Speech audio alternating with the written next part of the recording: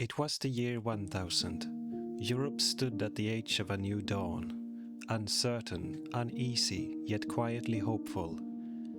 For centuries people had whispered of the world's end, believing the turning of the millennium might bring the final trumpet of Judgment Day. But the skies remained calm, the stars unmoved, and the fields once again filled with the familiar rhythm of life. The world had not ended, instead it was beginning again. Across the quiet valleys of France, stone towers rose above misty forests. In Germany and Italy, small towns clustered around ancient Roman ruins. The old empire was gone, but its bones still shaped the roads and cities of medieval life. It was a time of rebuilding and rediscovery. Warriors and monks, peasants and princes, all played their part in weaving the complex fabric of medieval Europe. The Viking raids that once haunted the coastlines had mostly faded. The Northmen were settling, farming, and converting to Christianity. The great waves of migration were slowing. What emerged was a continent learning how to govern itself again. Power now rested not in emperors, but in lords and vassals. It was a system born of chaos, simple yet deeply personal. A peasant worked the land belonged to a knight, and the knight served a lord, and a lord owed loyalty to a king. But these bonds were not fixed in law. They were made and broken through oaths, marriages, and war. At the center of this world stood the castle, both fortress and home. From its cold stone walls, the medieval noble could watch over his domain, protect his people, and command his knights. The clang of the blacksmith's hammer and the creak of drawbridges echoed across Europe, from Normandy to the Rhineland, from Spain to the Carpathian hills. Inside these walls, the idea of chivalry was taking shape. An unwritten code of honor that blended Christian virtue with warrior pride. Knights swore to defend the weak, to fight bravely, and to serve God and their Lord. In truth, many failed to live up to these ideals, but the stories and songs they inspired would live for centuries. Meanwhile, faith was the pulse of daily life. Monasteries dotted the countryside like islands of calm. Monks rose before dawn to pray, copied ancient manuscripts by flickering candlelight, and tended fields in silence. Their work kept knowledge alive. Latin texts, classical philosophy, and scripture preserved through patient hands. The church was everywhere, blessing crops, recording births, hearing confessions, and settling disputes. Bishops held lands as large as kings, and the Pope's word carried both spiritual and political weight. Europe was not a single nation, but the Church gave it a single soul. One faith, one calendar, one shared sense of divine purpose. And yet, beneath that unity, tensions brewed. The eastern and western branches of Christianity were drifting apart. The Great Schism of 1054 would finally divide Rome and Constantinople, creating two worlds of faith, Catholic and Orthodox. It was a quiet fracture at first, but one that would shape centuries of history. By the mid-11th century, Europe was stirring with new energy. Population grew, forests fell to the plow, and towns slowly expanded. Stone churches replaced wooden chapels. Trade routes opened between Italy, Flanders, and the Baltic. Pilgrims set out across the continent to visit holy sites. Compostela in Spain, Rome in Italy, Jerusalem in the distant east. And everywhere, builders dreamed higher. Romanesque arches curved across monasteries, great towers reached toward heaven. These early cathedrals were not yet the soaring marvels of later centuries, but their heavy pillars and dim light created a solemn beauty. They spoke of a people reaching upward after centuries of survival. In the north, a new breed of warriors carried this energy across the seas, the Normans. Descendants of Vikings who had settled in France, they were fierce, disciplined, and restless. In 1066, led by William the Conqueror, they crossed the Channel and changed England forever. The Battle of Hastings was not just a clash of kings, it was the collision of two ages. The Anglo-Saxon world met the Norman one, a fusion that would define English law, architecture and language. Castles sprouted across the green hills, and a new aristocracy took root. But the Normans were not content with England alone. They carved out realms in southern Italy, Sicily, and even the edges of the Byzantine Empire. Everywhere they went, they built fortresses, churches, and ports, leaving a trail of stone and ambition that would reshape Europe's map. And then, one day, a single sermon changed the course of history. In 1095, at the Council of Clermont, Pope Urban II called upon the Knights of Christendom to take up the cross, to reclaim Jerusalem from Muslim rule, and protect Eastern Christians. His word spread like fire through the courts and villages of Europe. Tens of thousands took the vow. They sewed crosses onto their tunics, sold their lands, and marched toward the unknown. The first crusade had begun. For many it was a journey of faith, for others adventure or greed, but together they set in motion a movement that would echo through centuries, a mingling of zeal and brutality that revealed both the glory and darkness of the medieval heart. As the year 1100 approached, Europe no longer feared the end of the world. It had found a new mission, one that would carry its people beyond the seas, into deserts, cities, and legends. The road to Jerusalem stretched farther than any map could show, through forest and mountain, across the plains of Hungary and the deserts of Syria. Thousands walked and rode under the banner of the cross. They were knights and peasants, bishops and beggars, drawn together by faith, by hunger, by the promise of glory or forgiveness. Some went for God, some went for gold. Most went simply because the world was changing, and they did not wish to be left behind. The First Crusade was no single army, but a tide of peoples moving eastward. Many perished before reaching the Holy Land, to famine, to disease, to their own lack of discipline, but those who survived saw things no European had seen in generations. Vast cities, golden mosques, libraries filled with ancient learning, and markets overflowing with silks and spices. To the weary knights from the cold stone halls of France and Germany, the East seemed like another world, older, brighter, richer, and yet they came as conquerors. In 1099, after years of suffering and siege, the Crusaders reached Jerusalem. They stormed its walls in a fury of faith and desperation. When the fighting ended, the holy city was theirs and its streets were red. The massacre that followed would echo for centuries, but in the minds of those who survived, it was not horror they remembered. It was triumph. The will of God, they believed, had been fulfilled. In the aftermath, 4 small kingdoms were carved out of the Middle East: Jerusalem, Edessa, Antioch, and Tripoli. These were Europe's fragile footholds in the East. Each depended on reinforcements from home, on alliances with local powers, and on the constant flow of pilgrims who came to see the land of Christ with their own eyes. The rulers of these states learned quickly that faith alone could not hold a fortress.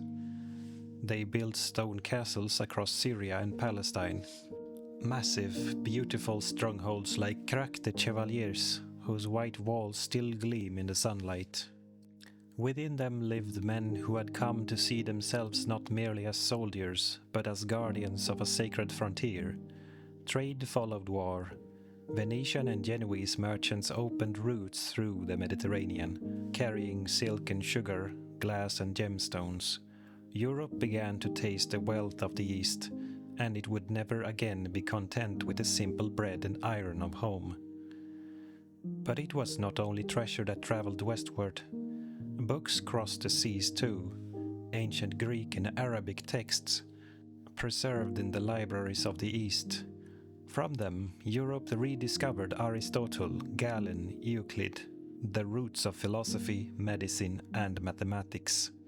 Monks and scholars translated these works into Latin, planting the first quiet seeds of what would one day become the Renaissance.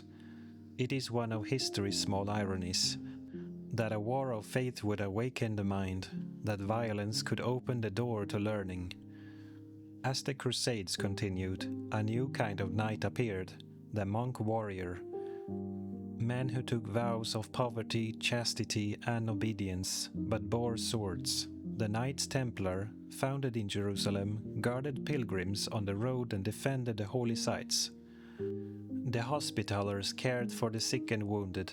The Teutonic Order would later rise in the north, bringing the crusading spirit to the Baltic. These orders grew rich and powerful, owning lands across Europe. They were admired and feared, men of both prayer and steel, bound by a code that few could truly live by. To the common people, they seemed almost mythical, part saint, part soldier, serving a cause greater than kings. But faith and fortune are fleeting. In 1144, the county of Edessa, one of the first Crusader states, fell to Muslim forces. The shock reverberated through Christendom.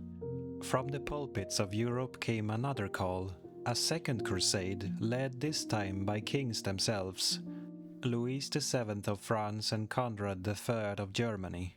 The armies marched again, vast and glittering, but the land was unforgiving. The people they had come to liberate saw them as invaders, and the unity that had once driven the First Crusade was gone. The campaign ended in failure. Jerusalem remained Christian for now, but the dream of divine conquest had dimmed. The East, once seen as a place of salvation, now appeared endless and unknowable. Still, the great journey had changed Europe forever. Pilgrims and traders carried home spices, fabrics, and ideas. New maps were drawn. New words entered languages: sugar, cotton, lemon, algebra, and behind every cathedral and marketplace one could now feel the distant hum of the wider world. The medieval mind had begun to open, just a little. The horizon no longer ended at the edge of Christendom. Somewhere beyond the sea, other peoples lived, prayed, and built, and in the quiet hours of night, a few began to wonder what they might learn from them. The 12th century was a time of restlessness. Europe had tasted the world beyond its borders, and something within it began to stir. A hunger for greatness, for knowledge, for order. The crusading spirit did not fade, it simply changed shape. The same passion that had sent armies to Jerusalem now built cathedrals, raised universities, and wrote songs of love and honor. It was as if all the fervor of battle had turned inward, into art, thought, and faith. All across the continent, towns rose from timber to stone. Cathedrals began to pierce the sky. Chartres, Notre Dame, Canterbury, Rheims. Monuments to both human devotion and ingenuity. These were not just buildings, they were prayers made visible. Each arch, each stained glass window was a sermon of light, a glimpse of heaven rendered in color and stone. Inside, the air shimmered with incense and song. Pilgrims came barefoot from distant lands to see the sacred relics, a thorn from Christ's crown, a saint's bone, a drop of holy blood. In those dim interiors, surrounded by flickering candles, one could almost feel the divine breathing through the walls. But such wonders required money, vast sums. So cities grew rich from trade, bishops levied taxes, and guilds of craftsmen prospered. Europe, once scattered and poor, was becoming a web of wealth and power. With trade came knowledge, and with knowledge came questions. In Paris, Oxford, and Bologna, universities took shape, communities of scholars bound not by birth or title, but by curiosity. They studied the scriptures, but also Aristotle and Euclid, the medicine of Avicenna, the numbers of Al-Khwarizmi. For the first time in centuries, the old wisdom of Greece and the new discoveries of the Arabs shared the same parchment. To many, this seemed wondrous, to others, dangerous. Could human reason walk beside divine truth? The Church tried to draw the line, but thought, once awakened, cannot easily be chained. Not all learning was found in monasteries. In the courts of Aquitaine and Provence, poets sang of courtly love, of knights who served their ladies as faithfully as they served their lords. It was a strange, delicate world of idealized passion and impossible virtue. From it grew the great legends, Tristan and Isolde, Lancelot and Guinevere, the Holy Grail. These stories spread across Europe, blending Celtic myth, Christian symbolism, and the moral code of the knight. They gave the rough warrior class a dream of nobility, a mirror to polish their steel and souls alike.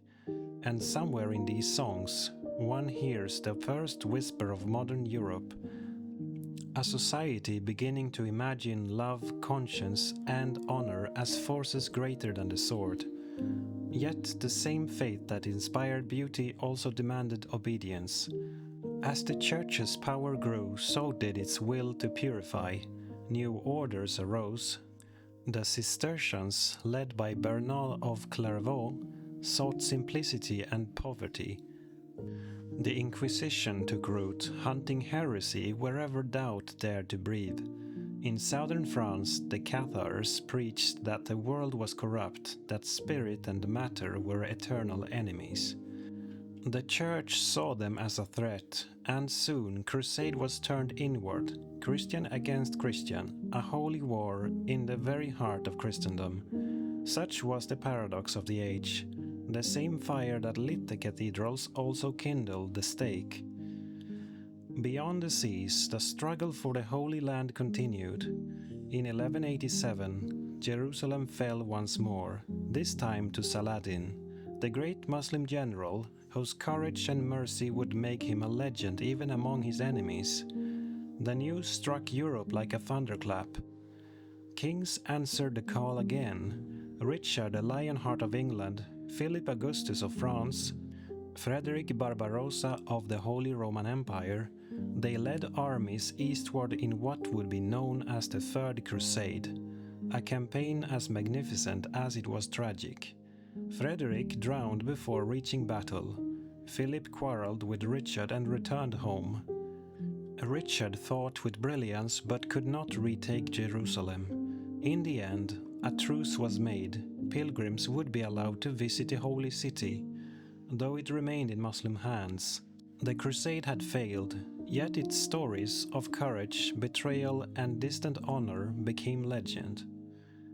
As the 12th century drew to a close, Europe was stronger than ever, richer, wiser, yet no less restless. New powers were rising. France under the Capetians, England with its Plantagenet kings, and in the north the growing might of Scandinavia and the Baltic Crusaders. The age of wandering knights and holy wars was not yet over, but something deeper was changing, a slow shift from faith to reason, from the world of miracles to the world of men.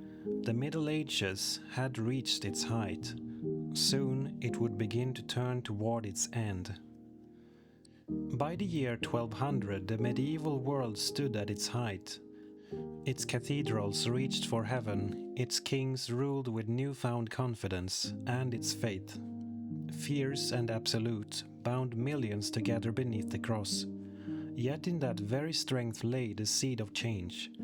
The dream of a united Christendom was beginning to strain under its own weight.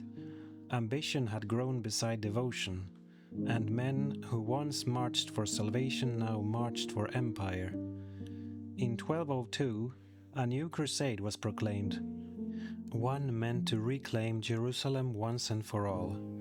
Knights gathered from across Europe, their banners bright against the sea breeze of Venice. But the campaign began not with prayer, but with debt. The Crusaders owed money to the Venetian merchants who had built their ships. Unable to pay, they agreed to attack the city of Zara, a Christian port. Blood was spilled not for faith but for finance. And then came the fatal detour. Persuaded by politics and profit, the Crusaders turned their swords upon Constantinople, the greatest Christian city of the East. In 1204 they stormed its walls, looting, burning, and desecrating the Queen of Cities. The Hagia Sophia was stripped of its relics, its altars shattered, its priests slain. It was the greatest betrayal in medieval Christendom. East and West, once divided by theology, were now torn apart by greed. The Latin Empire they founded would last less than 60 years, but the wound it left would never heal. Back in the West, power was shifting from knights and nobles to monarchs. The feudal world that had once depended on personal oaths was hardening into kingdoms with laws, taxes, and courts. In France, the Capetian dynasty extended its reach, building the first true national administration. In England, after the conquests of William, the kings grew strong, until their ambitions met resistance. By 1215, angry barons forced King John to sign the Magna Carta, a document meant to limit royal power and affirm the rights of free men. It was a small beginning, just parchment and ink, yet in time it would echo louder than any sword.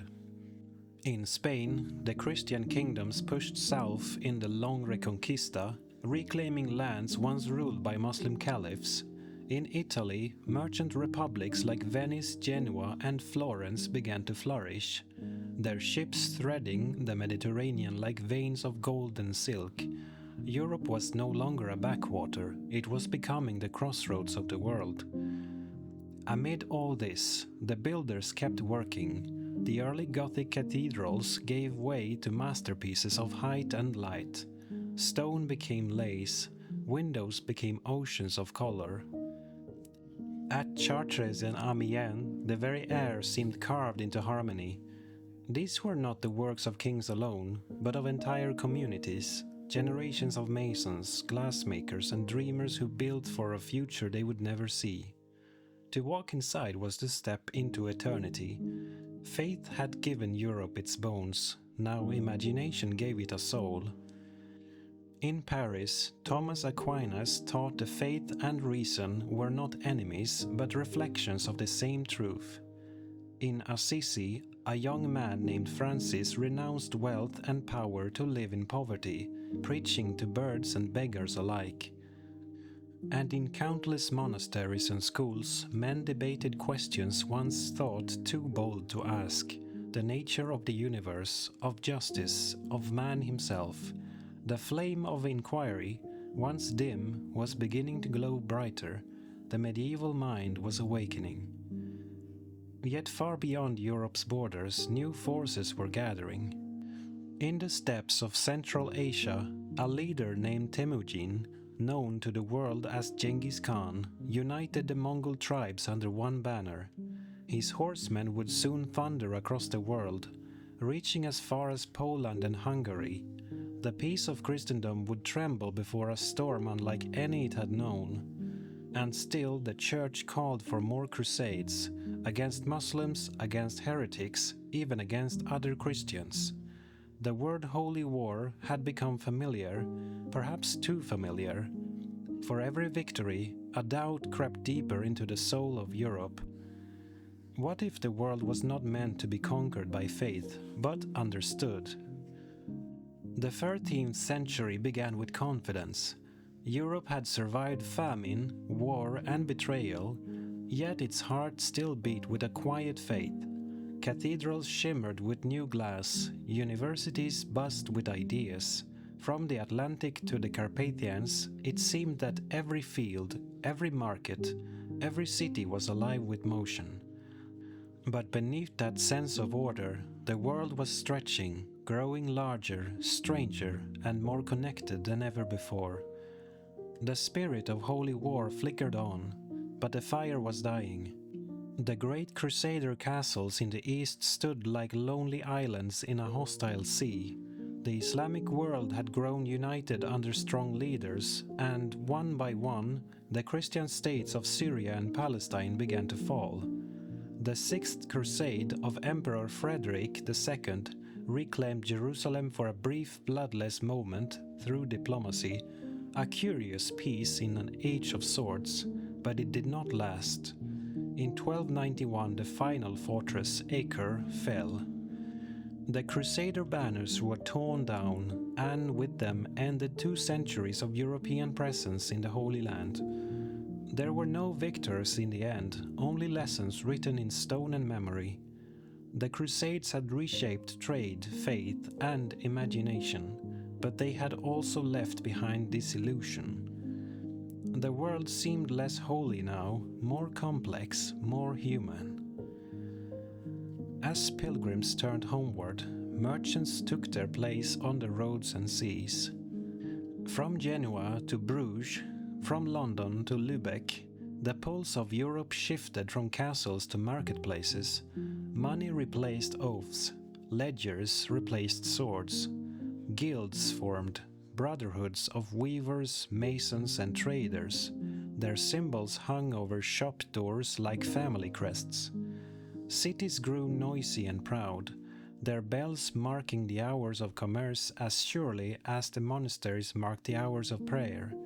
In Italy, bankers of Florence invented new ways to lend and invest, while Venice and Genoa built fleets that rivaled any army. In the north, the Hanseatic League bound Baltic ports into a web of trade, carrying salt, furs and grain. A merchant could now grow richer than a baron, and a city's will could rival a king's. The old boundaries of Christendom began to dissolve. Traders returned from the east with stories of Persia, India and China, their voices filled with wonder.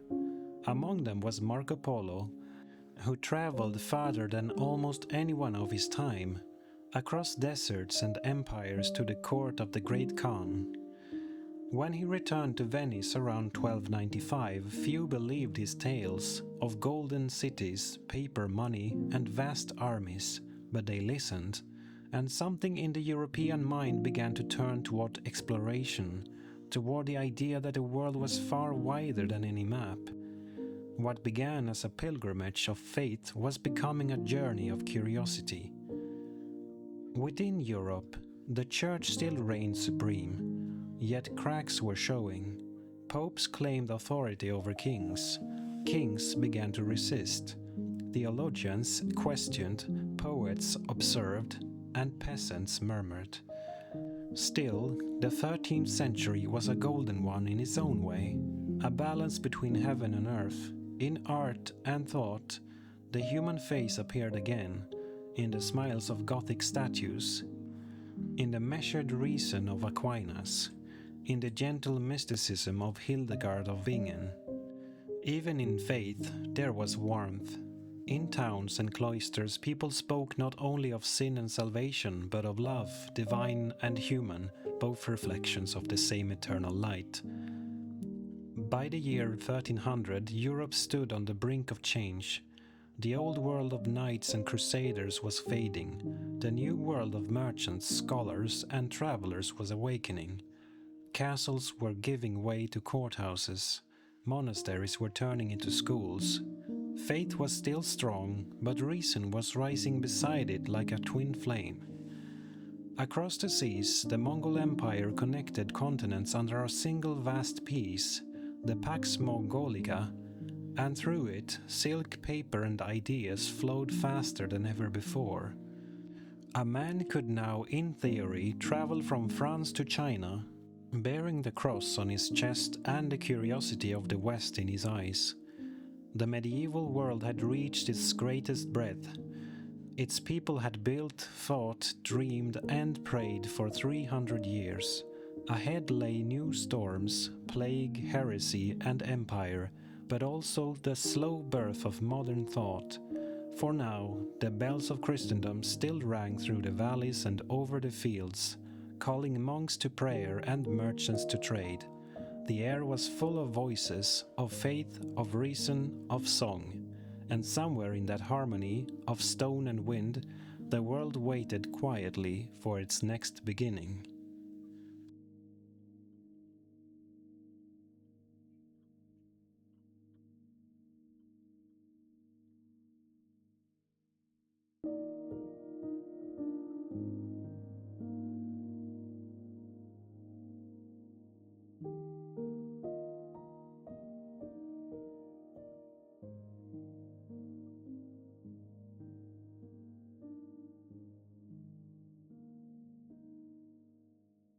By the mid-15th century, Europe stood on a fragile bridge between worlds, one foot still sunk in the medieval past, and the other reaching toward the age of discovery, art, and empires.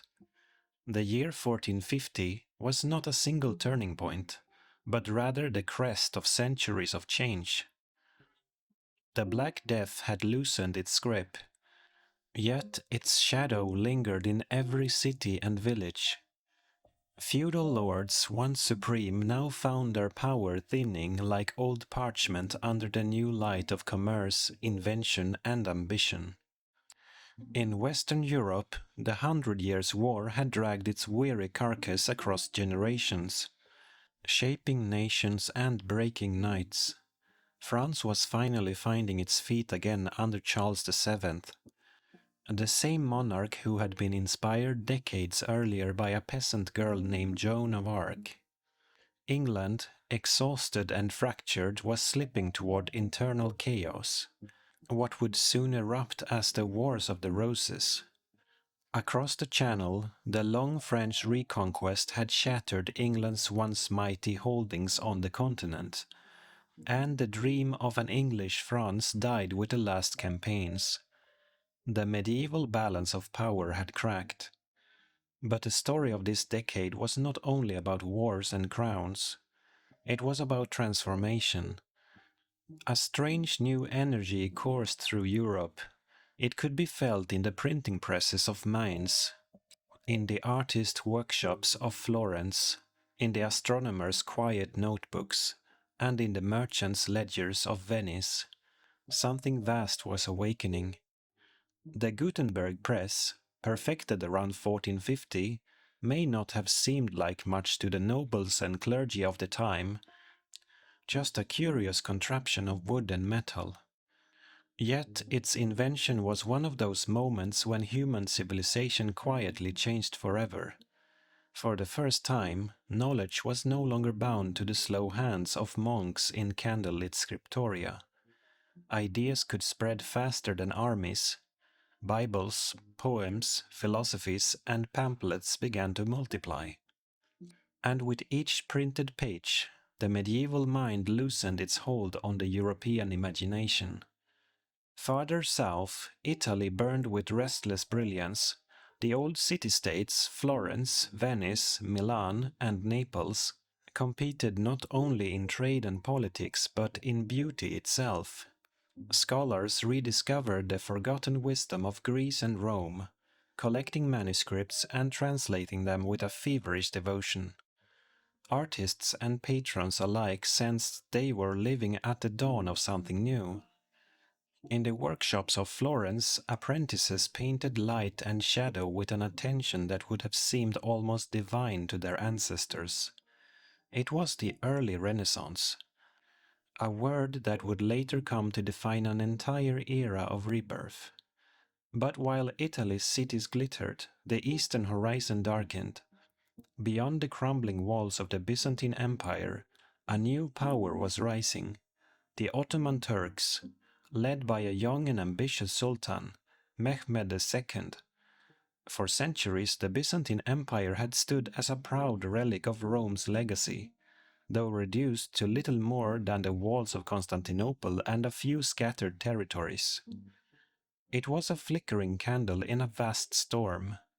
Europe watched, half in fear and half in indifference, as the last guardian of antiquity stood alone. By 1450, Mehmed ascended the Ottoman throne. inheriting a realm vast and hungry. He was not content to be remembered as just another sultan.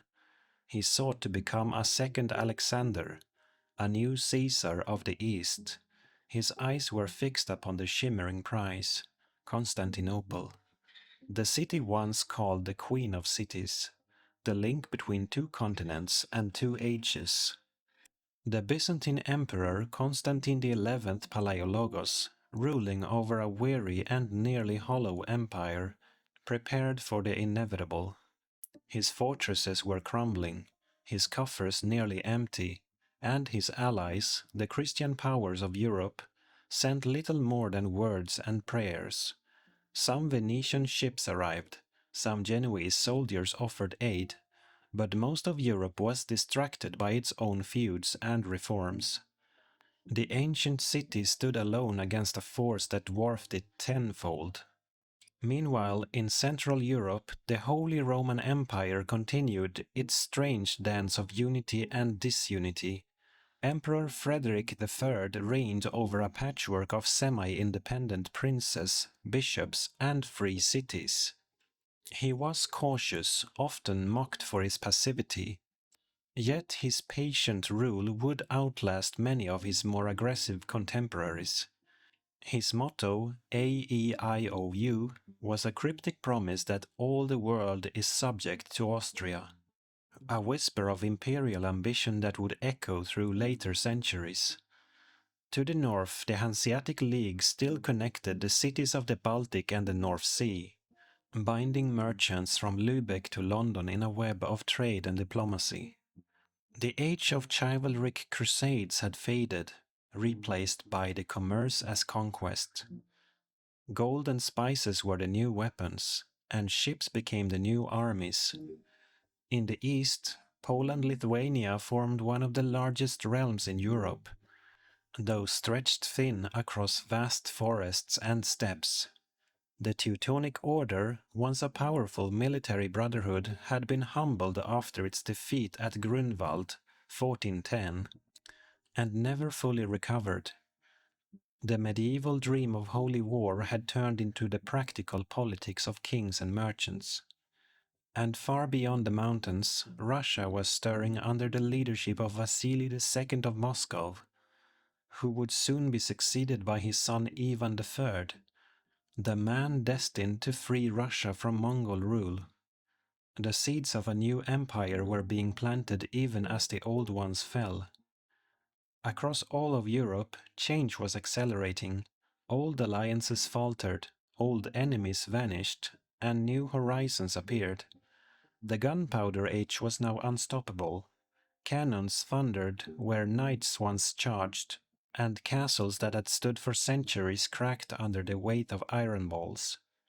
The armored knight, symbol of medieval might, was slowly becoming obsolete, his gleaming armor a relic of a bygone age. By 1452, the stage was set for one of history's most dramatic and symbolic events, the fall of Constantinople. But before that final curtain, Europe remained unaware that the death of one empire would mark the rebirth of another world. The Middle Ages were not ending with a single explosion, but with a long sigh, the sigh of kingdoms, churches, and traditions fading into history. The age of stone and sword was yielding to the age of reason and gunpowder, faith and curiosity, fear and awakening. Europe was about to awaken from its long medieval dream. In the spring of 1452, the air in Constantinople was heavy with prophecy. Merchants had whispered that omens had appeared over the Bosphorus, a halo around the moon, the flight of strange birds, and faint tremors in the ground. Priests led processions through narrow streets, chanting for divine mercy. Yet even their faith could not silence the distant thunder of drums rolling across the plains of Thrace. To the east, the young Sultan Mehmed II was preparing his army for something the world had not seen since the time of Caesar, the siege of a world capital. He was only 21 years old, but his ambition was ancient. Mehmed did not see himself merely as ruler of the Turks. He saw himself as the heir to Rome itself. To take Constantinople was not only to capture a city, but to claim the mantle of empire, to transform the Islamic world and strike at the heart of Christendom. The Byzantines had been expecting such a moment for years. The emperor Constantine XI Palaiologos reigned over what was once the Eastern Roman Empire, now reduced to a handful of territories, crumbling walls, and fewer than 10,000 soldiers. Still, he ruled with dignity and resolve. Those who met him spoke of a man both weary and unbreakable, determined to die on his throne if the city fell. Better the Turkish turban than the Latin tiara, some of his people had said, bitterly recalling the betrayal of the Fourth Crusade 2 centuries earlier, when Western Christians had plundered the city they were sworn to protect. Now the Byzantines faced their final trial alone. In the winter of 1452, Mehmed began constructing a fortress on the European side of the Bosphorus, Rumeli Hisari, the fortress of the Roman land. Its walls rose with astonishing speed, built by thousands of laborers under the supervision of Mehmed himself. Each stone that was laid tightened the Ottoman noose around Constantinople. From its towers, heavy cannons commanded the strait, stopping any ships that tried to bring aid to the city. The message was clear: the days of Byzantium were numbered. The defenders of Constantinople were a mosaic of nations.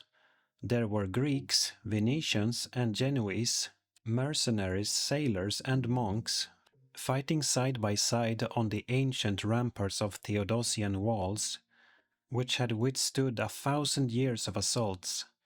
The greatest of their foreign allies was Giovanni Giustiniani, a Genoese captain who arrived with 700 well-trained men. His courage and discipline gave the defenders hope, but even he knew the odds were hopeless. On April 6, 1453, Mehmed's massive army, estimated at 80,000 men, including elite janissaries, siege engineers, and foreign specialists, surrounded Constantinople.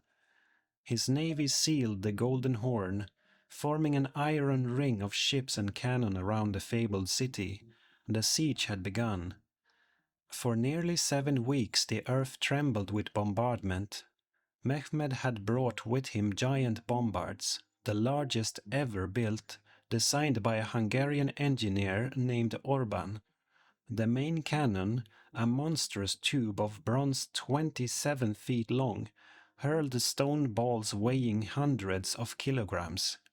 Its roar echoed across the Bosphorus, shaking domes and shattering towers. Each shot left craters in the ancient walls, but the defenders worked tirelessly, repairing breaches under cover of darkness. Day after day the city held. Inside the walls life became surreal. Priests carried icons through the streets, praying for a miracle. The population, men, women, children, took shifts on the battlements, filling the gaps where soldiers had fallen. In the evenings the horizon glowed red from cannon fire. And every night the defenders looked out across the sea, hoping to see the sails of a Christian fleet, a hope that never came. One small Venetian fleet did attempt to break through, and for a brief moment cheers ran across the harbor as a handful of ships slipped past Ottoman fire, but they were too few, too late. By late May, the outer walls of Constantinople were crumbling. Giustiniani had been wounded, and his retreat from the walls shattered morale. Emperor Constantine XI, realizing the end was near, gathered his remaining men and addressed them one final time. Chroniclers later recalled his words: "My brothers, let us not lament our fate. Heaven has seen fit to place us in this trial. Whoever wishes to die, let him follow me." At dawn on May 29, 1453, the final assault began. Waves of Ottoman soldiers crashed against the walls, first irregular troops, then Anatolian veterans, and finally the Janissaries themselves, the Sultan's elite. The defenders fought with desperate valor, hurling stones, arrows, and boiling oil. But the sheer weight of numbers was overwhelming. Somewhere near the gate of Saint Romanus, the walls gave way. The emperor threw off his imperial regalia and plunged into battle, sword in hand. His last words were never recorded, only that he fought until he was surrounded and cut down. The last emperor of Rome died on his feet. By midday, the banner of the crescent moon flew over the towers of Constantinople. Mehmed rode through the gates in silence. He dismounted at the great church of Hagia Sophia, entered its vast dome and ordered it to be converted into a mosque. As he gazed at the mosaics glittering in the half-light, he whispered verses from Persian poetry. The spider weaves the curtains in the palace of kings. The owl calls the watches in the towers of Afrasiab. Afrasiab, who was a mythical king from Iranian legend. The city that had once been the heart of the Christian East had fallen. After more than 1,100 years, the Byzantine Empire was no more. Yet, even in its destruction, Constantinople became a bridge between worlds. Greek scholars fled westward, carrying with them manuscripts, philosophy, and science. The Renaissance, already stirring in Italy, was fueled by the knowledge that escaped the fallen empire. The fall of the East became the rebirth of the West. Europe trembled at the news. Churches tolled their bells and sermons spoke of the apocalypse. But soon the shock gave way to something else, a growing realization that the old medieval order, the one held together by popes, crusaders, and kings, could not stand unchanged. New frontiers beckoned. The maps of the world were about to be redrawn. In the halls of Venice, Florence, and Lisbon, merchants and navigators began to whisper of finding a new route to the Indies, one that would bypass Ottoman lands entirely. A generation later, their dreams would lead to caravels on the Atlantic and names like Columbus, Vasco da Gama, and Magellan. The fall of Constantinople closed one chapter of human history, but in doing so, it opened another. The news spread across Europe like thunder rolling over distant hills. Constantinople, the eternal city, the shield of Christendom, the heir of Rome, had fallen. In monasteries and palaces alike, the story passed from trembling lips to parchment, each telling shaded with disbelief. Messengers arrived in Venice, then in Rome, then in Paris. The Venetian Senate sat in grim silence when they heard the words, "The city is taken." In Rome, Pope Nicholas V wept openly, declaring day of mourning and calling for a new crusade. But his words carried the weary echo of a song sung too many times. Europe no longer moved at the command of popes and crosses. It moved by trade, invention, and ambition. The fall of Constantinople in 1453 was more than a military event. It was a psychological earthquake. It was as if the last surviving piece of the ancient world had finally vanished into dust. For nearly 1,000 years, the Byzantine Empire had stood as a golden thread tying together antiquity and Christendom. Now, that thread had been cut, and the medieval tapestry was unraveling. The Ottoman Sultan Mehmed II, now known as the Conqueror, wasted no time transforming his new capital. Constantinople became Istanbul, the jewel of a new empire that stretched from the Balkans to Anatolia. The Hagia Sophia became a mosque, its mosaics plastered over but not destroyed. Mehmed wanted not the annihilation of the city, but its resurrection under his name. He invited merchants, scholars, and architects to repopulate the empty streets. Within a few years, Istanbul was alive again, no longer Byzantine but Ottoman. Europe watched in shock and fascination. In the courts of Italy, scholars debated whether Mehmed might be a new Alexander. brutal but visionary. His letters to Western rulers, written in eloquent Greek and Latin, astonished diplomats. He spoke of uniting East and West under a single enlightened empire. Few believed him, but all respected the magnitude of his ambition. Meanwhile, the fall of the Byzantine capital sent refugees and manuscripts streaming westward. Greek scholars carrying precious texts found patronage in Italy, especially in Florence and Rome. Among them were the writings of Plato, Euclid, and Ptolemy, works unseen in Western Europe for centuries. The Renaissance burst into fuller bloom. Painters studied perspective, architects rediscovered symmetry, and philosophers began to speak of the dignity of man rather than the sinfulness of man. Out of Byzantium's ashes rose a new way of seeing the world.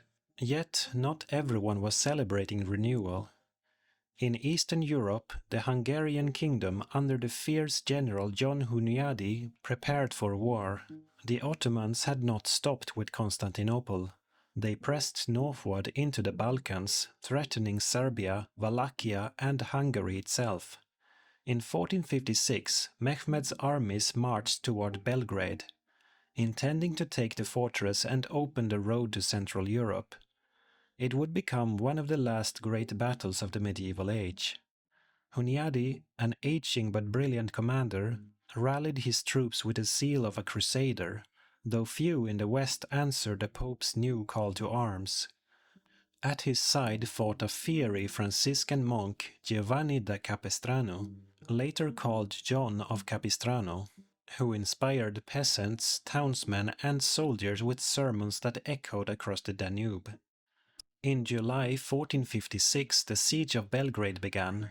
For weeks the city endured bombardments as fierce as those that had destroyed Constantinople. Yet the defenders refused to yield. On July the 22nd, Hunyadi launched a counterattack, personally leading his cavalry through the breach. The Ottomans, exhausted and taken by surprise, broke ranks. Mehmed himself was wounded. The Turkish army retreated, leaving behind thousands of dead. When word of the victory reached Rome, Pope Calixtus III ordered church bells to ring at noon each day, a tradition that, in many places, continues to this day. Belgrade had held. It was not the end of the Ottoman advance, but it was the last great Christian triumph fought in the spirit of the Crusades. After Hunyadi's death, soon after the battle, the dream of a united Christian defense faded again into division and politics. While the Eastern Front smoldered, Western Europe was shedding its medieval skin. In France, Charles VII continued rebuilding his kingdom, reforming armies and consolidating royal power. In England, chaos deepened into the Wars of the Roses, a dynastic struggle between the houses of Lancaster and York that would drench the island in blood for decades. The age of feudal barons was dying, but it would not die quietly. The battlefields of England were filled not with armored knights in shining mail, but with longbowmen, billmen, and cannon.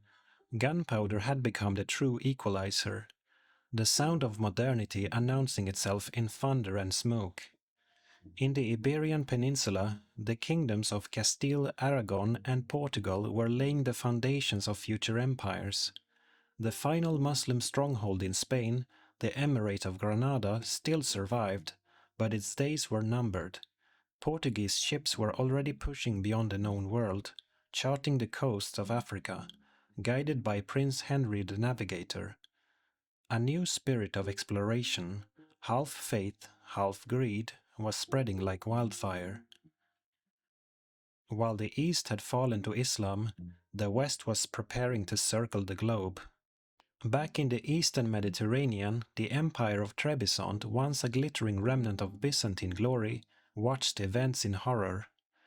Trebizond had long stood on the remote shores of the Black Sea, a city of merchants and scholars that preserved the memory of Byzantium. Its emperor David Komnenos ruled over little more than the city itself and its nearby valleys. but he still bore the title Basileus of the Romans. He hoped to survive through diplomacy, playing the Ottomans against their enemies. But Mehmed II was patient. He saw Trebizond not as a threat, but as unfinished business, the last echo of an empire he had already buried. In 1456 he began tightening the noose around it, taking nearby fortresses and coastal towns. Trebizond's days were numbered. As one historian would later write, in those years the light of the Middle Ages burned low, flickering in a few far corners, but no one could yet see the dawn that was coming. By the mid-1450s, Europe was no longer what it had been. The castles that had defined its skyline were obsolete. The crossbows and cannons of new empires ignored the codes of chivalry. Kings no longer ruled by divine right alone, but by money, gunpowder, and cunning diplomacy. Monks no longer copied books. They read them in print. And the great universities began to study not only theology, but philosophy, anatomy, and the stars. The old world was dying, but it was dying into something luminous, something restless, uncertain, and full of promise. By the late 1450s, the map of Europe looked unfamiliar even to those who had lived through the change. The Ottoman crescent now gleamed where the Roman double-headed eagle once flew. Constantinople was no longer a Christian beacon but a radiant capital of a Muslim empire stretching from Hungary to Mesopotamia. To the west, kingdoms were consolidating power.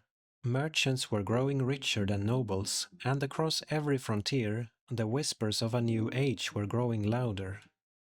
Yet in the Far East, beyond the mountains of Anatolia and the waters of the Black Sea, one fragile remnant of Byzantium still clung to life, the Empire of Trebizond. Perched between mountains and sea, Trebizond was a place of legend. Its steep streets overlooked harbors filled with the scent of salt and spice. The people spoke Greek with a song-like accent, and their merchants traded silk, furs, and silver with Persia and beyond. Its emperors claimed descent from the Komnenoi, the dynasty that had once ruled the vast Byzantine world from Constantinople itself. For 2 centuries Trebizond had survived by diplomacy, by tribute, and by luck. It was a city that had watched empire after empire crumble, and yet somehow remained untouched, until now. In 1457 Mehmed II turned his attention to this last ember of Rome. His empire was secure, his armies were unstoppable, and his fleets ruled the Aegean and the Black Sea. The Sultan could afford to wait, but patience was never his nature.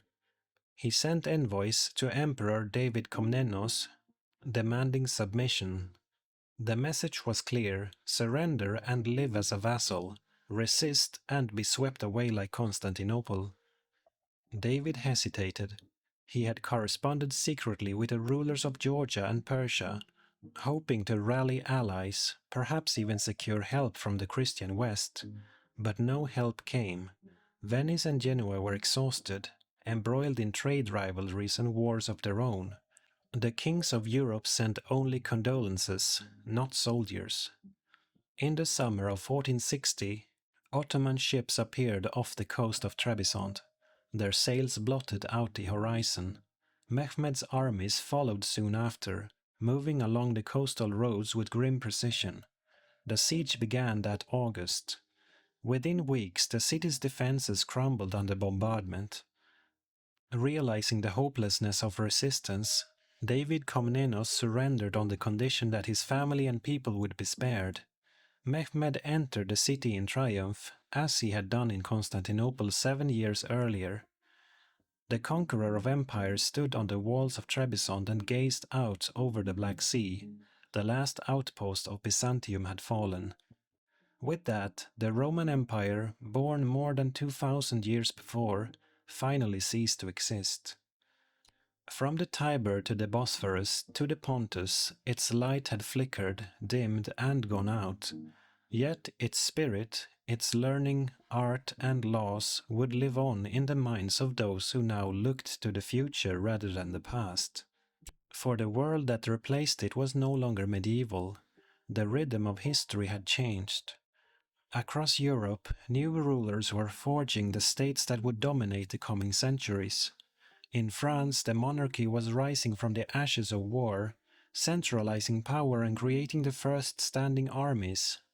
In England, rival dynasties bled each other dry. But out of that turmoil would emerge a new royal line, the Tudors, who would lead the nation into a global era. In Spain, the marriage of Isabella of Castile and Ferdinand of Aragon was drawing near, a union that would unite their kingdoms, end the Reconquista, and fund voyages beyond the edge of the known world. And in Portugal, sailors whispered of the African coast, where the ocean curved toward the mysteries of India. Meanwhile, in the heart of Europe, the Habsburgs were quietly weaving their web of dynastic alliances. Frederick III's motto AEIOU no longer sounded so cryptic. All the world is subject to Austria. Through patience and marriage, rather than conquest, the foundations of a future empire were being laid. Even the church was changing. The papacy, once thundering with crusades and excommunications, was leaving to navigate a new political reality. Popes like Pius II and Nicholas V were less warriors and more patrons of art and humanism. They built libraries, sponsored painters, and corresponded with scholars.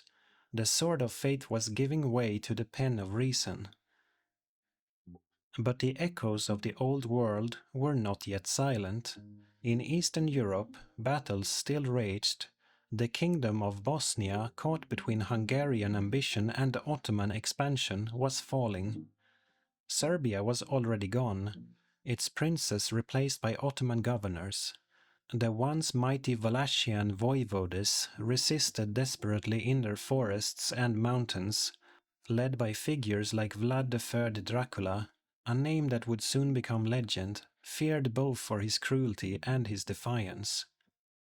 To the north, Poland, Lithuania, and Moscow watched the Ottoman advance with unease. In Moscow, Ivan III was beginning his rise, the ruler who would later cast off Mongol domination and call himself Tsar, a title derived from Caesar. Ironically, as the Empire of the West fell, its name was being reborn in the frozen lands of the East. Meanwhile, artists in Florence painted saints and angels with human faces and light that seemed divine. In Mainz, printers turned ink and lead into the greatest revolution in communication since the invention of writing. In Venice, ships unloaded books instead of relics. Knowledge itself was becoming a trade good. The Middle Ages were not ending in catastrophe, but in transformation, like ice melting into water, the same substance in a new form. The fall of Trebizond in 1461 was, in truth, a symbolic final chord, a soft and distant echo marking the end of a thousand-year symphony. The melody of Rome, Byzantium, feudalism, and crusades faded, replaced by the rhythms of exploration, art, and invention. A new dawn was beginning to tint the sky, the Renaissance, the Age of Discovery, the Age of Empires. And though the banners of the Middle Ages were lowered, their threads would be woven into every flag, every cathedral, and every book that followed. The story of medieval Europe did not truly end in 1461. It simply changed costume. From the chainmail of knights to the robes of scholars, from the chants of monks to the music of human voices speaking in the languages of science, poetry, and reason. The world had grown wider and humanity was ready to explore it. The year 1461 marked the quiet turning of an age. Few alive then would have spoken of a renaissance, or an end of the Middle Ages.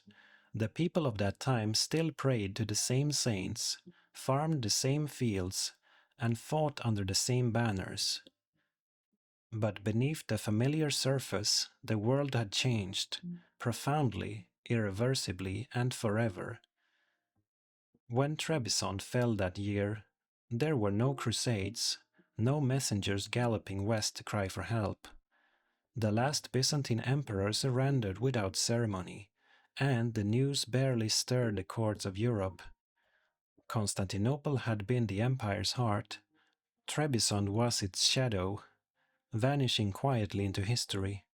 Yet, in that silence, something new was being born.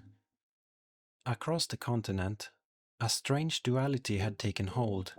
The same years that saw the end of Byzantium also witnessed the rise of a Europe bursting with creativity and ambition. It was as if, at the moment the old Roman flame was extinguished, 1,000 smaller fires were lit across the West, in the minds of poets, painters, and explorers. In Florence, Filippo Brunelleschi's dome had already transformed architecture, soaring like a stone miracle above the sky. Leon Battista Alberti wrote of proportion and beauty, arguing that mathematics and art were one. Donatello's bronze David, cast decades earlier, now stood as a symbol of human triumph rather than divine intervention. In Mainz, a man named Johannes Gutenberg had built a printing press that could reproduce words faster than any monk's pen. Few yet realized what it meant, that ideas would no longer belong to few but to the many. Even in war, the world was shifting. Gunpowder and cannon had ended the age of knights.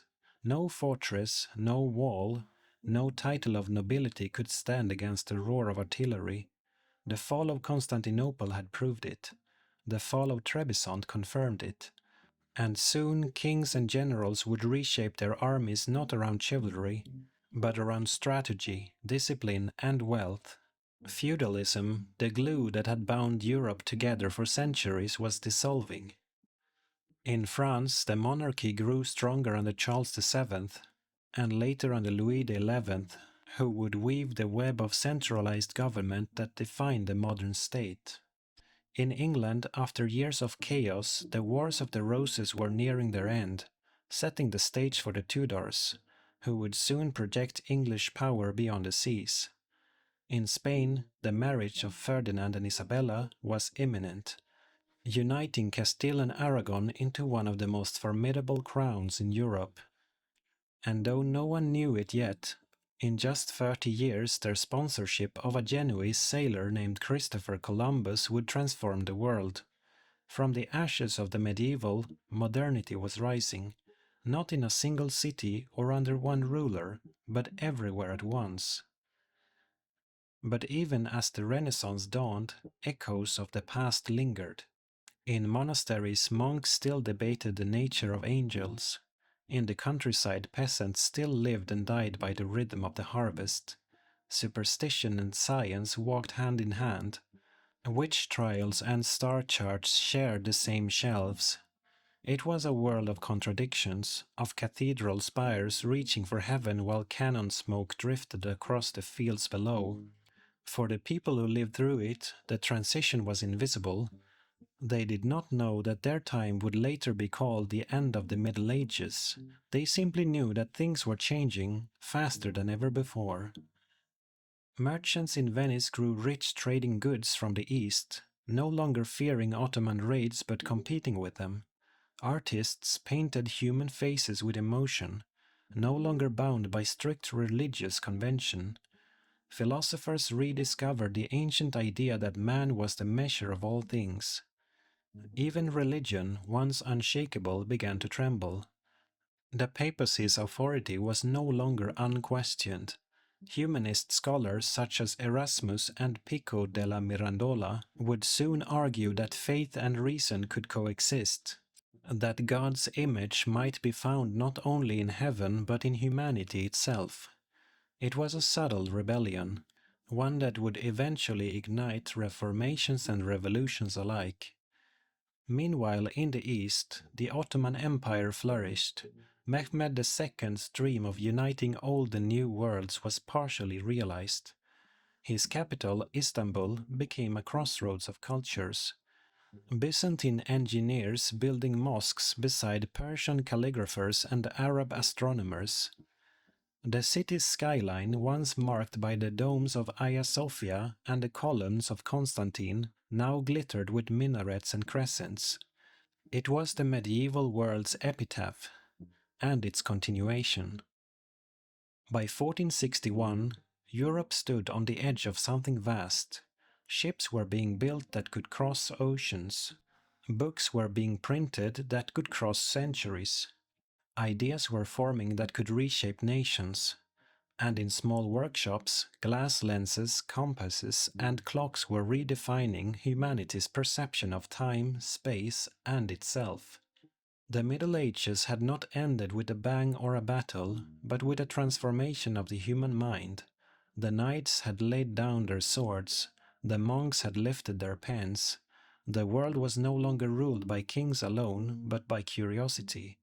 The age of faith had given birth to the age of reason. Still, to the people of 1461, the future was uncertain. They did not see themselves as standing at the dawn of modernity, but at the edge of chaos, a chaos filled with opportunity, danger, and wonder. They were the children of an ending, and the parents of everything that came after. In the silence that followed the fall of Trebizond, the chroniclers of Byzantium put down their pens. The last sentence in one manuscript reads simply, "The world has changed, and we with it." That quiet truth sums up the closing of the medieval age. The old empires had died, but the dream of greatness, the desire to build, to understand, to explore, remained as alive as ever. As the 15th century drew to a close, Europe stood in the first light of a new dawn. From its ruins, from its wars, and from its memories, a new civilization would rise. One that would stretch its sails across the oceans, paint its visions on ceilings, and one day look back to call these centuries by a name we still use today, the Middle Ages.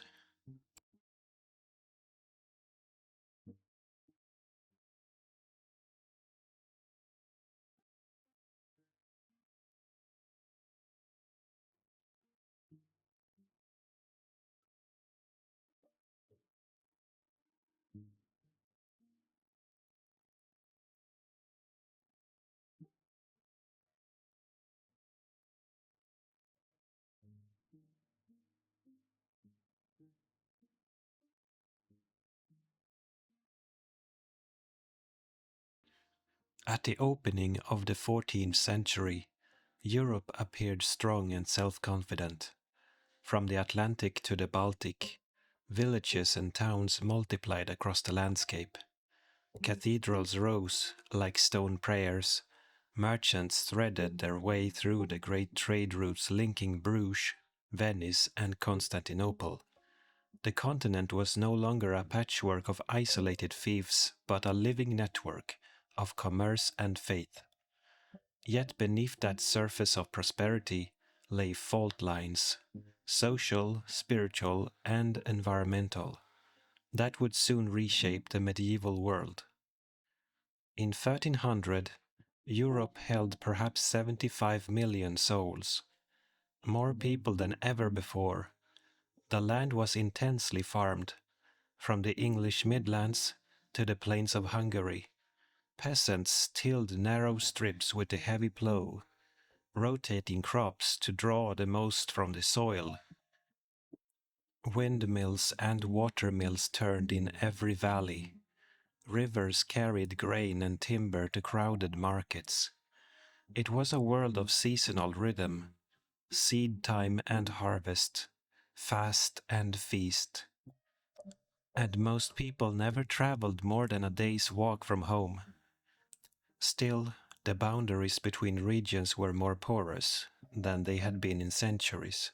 Pilgrims walked to Santiago and Rome. Italian merchants sold cloth in London and silver in Prague. The world was opening. Across Europe, kings sought to turn personal rule into lasting institutions. In France, Philip the Fair and his heirs extended royal justice and taxation, pulling nobles and bishops into a centralized state. In England, Parliament was taking shape as a regular assembly for law and finance.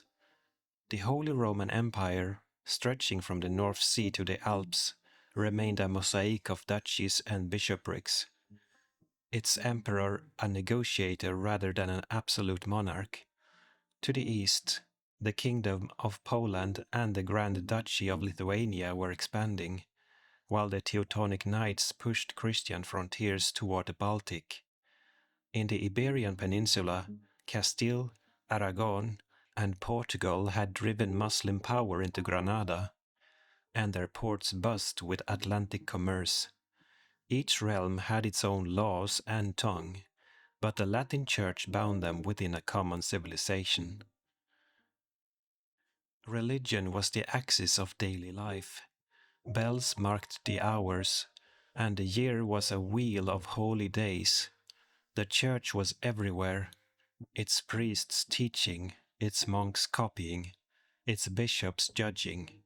The papacy in Rome still claimed authority over all Christendom, and few doubted its moral power. Yet the very breadth of that power bred tension. Kings resented papal taxes. Thinkers at Paris and Oxford asked how reason fit with faith. It was the beginning of a long dialogue between belief and knowledge that would shape Europe's future. Beneath the cathedrals and courts lived a society of layers. Nobles fought and ruled, clergy prayed and wrote, and peasants labored. But a new force was rising, the townsfolk. From Ghent and Florence to Nuremberg and Lübeck, guilds of weavers, smiths, and merchants organized themselves into corporate bodies, buying freedom from lords and electing their own officials. Coins circulated widely. Account books replaced barter. Trade joined north and south. English wool fed Flemish looms. Venetian ships brought spices from the Levant, and German silver paid for it all.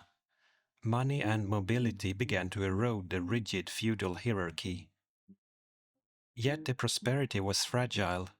Harvests depended on weather, and Europe was entering a cooler and wetter age, what later historians call the Little Ice Age. Crops failed, famine stalked villages, and rural poverty deepened. The population that had grown so quickly pressed hard against the limits of resources. In some regions, forest was cleared to the mountaintops. In others, soil was tired and thin. People began to move, to towns, to foreign armies, to new fields in the east.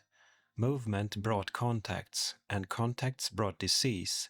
The stage was set for crisis. Communication and travel were faster than ever before. Post riders carried letters for kings. Universities shared books and ideas. The Italian ports teemed with Greek and Arab merchants. Marco Polo's tales of China had circulated for a generation, and maps were growing crowded with new coasts. Europeans were beginning to see themselves as part of a larger world, though they did not yet know how large. In art and thought, the spirit of the 14th century was already shifting. The Gothic style soared toward heaven, but its artists were experimenting with light and perspective. Scholars in Oxford and Paris discussed motion and mathematics in ways that anticipated modern science. In Italy, writers like Dante and Petrarch were turning inward, exploring human emotion and memory. Their voices did not yet end the Middle Ages, but they made its walls transparent. Thus stood Europe around 1300, fertile, faithful, ambitious, and unaware of how delicate its balance had become. Kings strengthened their crowns, merchants expanded their markets, artists sought new light, but storms, political, religious, and natural, were gathering beyond the horizon.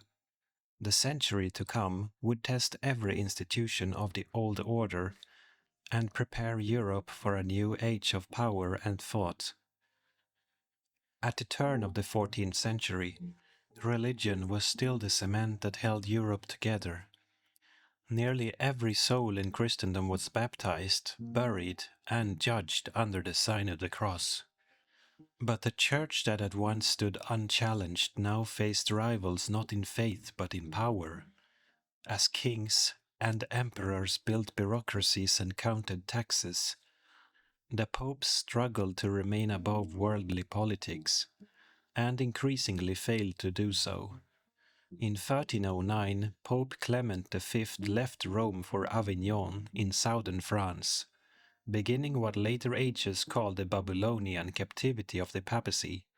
For nearly 70 years, the popes ruled from palaces on the Rhone rather than from St. Peter's. The city was safer, richer, and close to French protection, but also close to French influence.